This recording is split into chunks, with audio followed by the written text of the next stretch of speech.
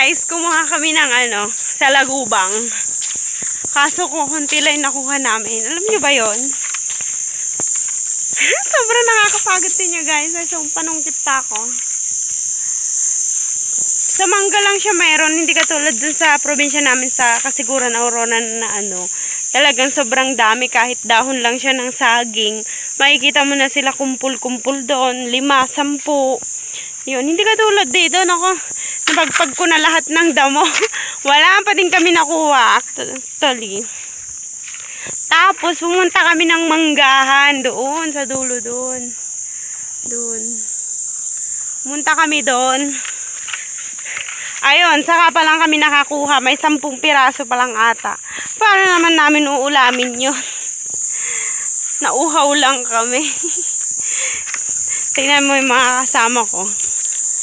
Ayan. Dalawang anak ko. Tapos yung pamangkin ko yung mas malaki.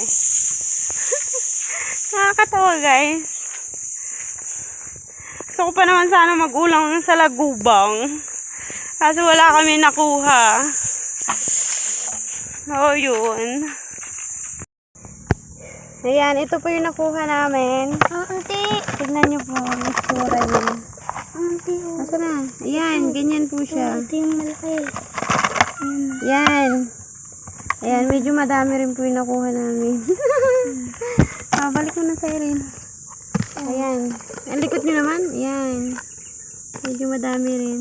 Ayun po. Ulam po namin to guys. Ang laki butsog. Yun. Lagay mo na. Maglalagay na itong dalawa. Lilipad tayo. Pag niyug-yug mo yung puno, malalaglag siya. So, yan. Malalaglag. Tapos pupulutin mo na.